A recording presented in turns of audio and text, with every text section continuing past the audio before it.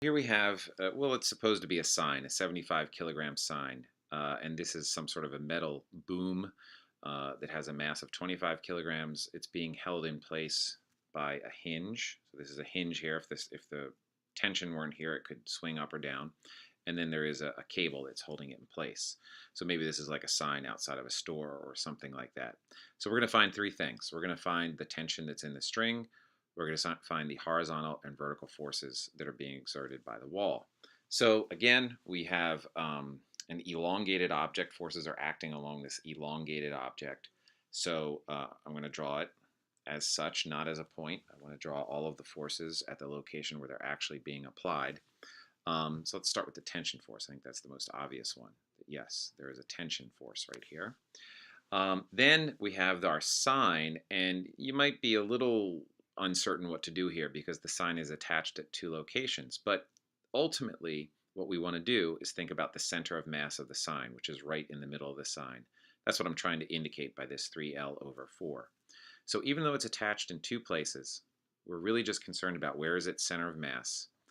And we're going to have that pointing straight down, the weight of the sign, 75 times 9.8, which is 735 newtons. Then the boom itself has mass, and so right at the center of the boom, I'm going to do 25 times 9.8, which is 245 newtons. And then, as it says here, there are horizontal and vertical forces that the wall exerts.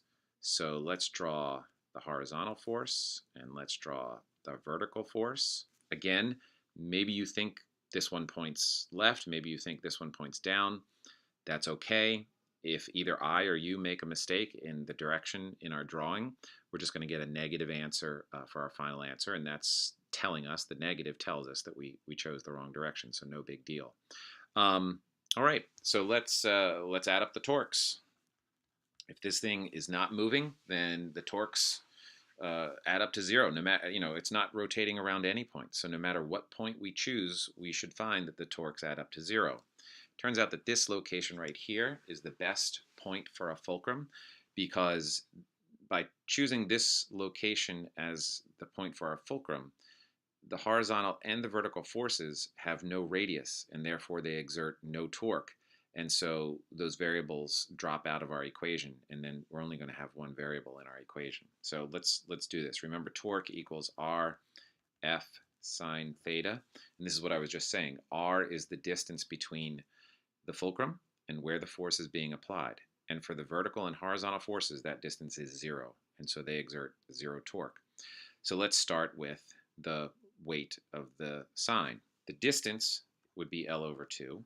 The force would be 245. The angle between the radius and the force there is 90 degrees. How about the direction? This force would tend to make this go this way, swing in that direction. That's the clockwise direction. And that is traditionally considered to be the negative direction.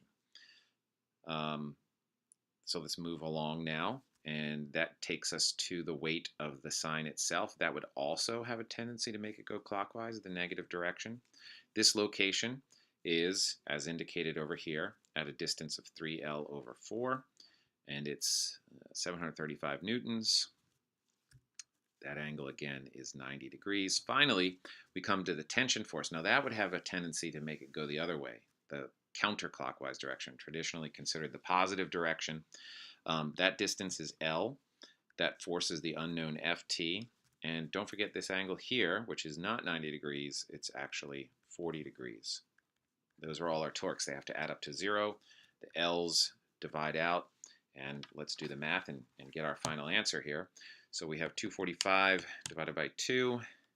We have 735 times 3 and divided by 4.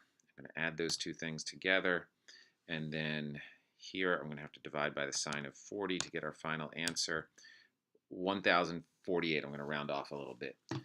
So the tension force is equal to 1,048 newtons. All right, there's our first answer. So now let's figure out what the horizontal and vertical forces of the wall are equal to. To do that, the easiest way to do it would be to add up the forces in the y direction. They need to equal 0 if this object is at rest. We're going to add up the forces in the x direction. Those also need to equal 0. Now, if we're adding up forces, we do need to find x and y components of any forces that are at an angle, and that's our tension force. So let's take a moment to do that. We found out that the tension force is 1,048 newtons, but that is at a 40-degree angle to horizontal, 40 degrees right there. So what we should do, what we need to do, is figure out how much of that is in the x direction and how much of that is in the y direction. We've done this many times. Since this is adjacent to the 40-degree angle, this is going to be 1,048 times the cosine of 40. And over here, we're going to have 1,048 times the sine of 40. So let me find out what that's equal to on my calculator. So I have 1,048, an angle of 40 degrees. And so for the x direction, it looks like 802.8 newtons. And for the y direction, that looks like 673.6 newtons. Okay, so now we can work our x and y equations.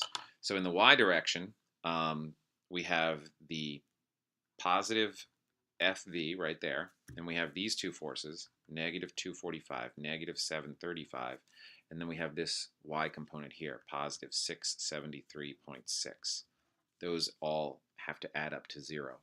So if I solve that, put those numbers into my calculator, 673.6 minus 735 and minus 245, and then move it to the other side of the equation, I get 306.4 newtons. And that is the vertical force. How about the horizontal force? Well, looks like in my diagram I have positive horizontal force, and the only other horizontal force is this component right here, minus 802.8. So obviously then the horizontal force is equal to 802.8 newtons. And that finishes out our problem.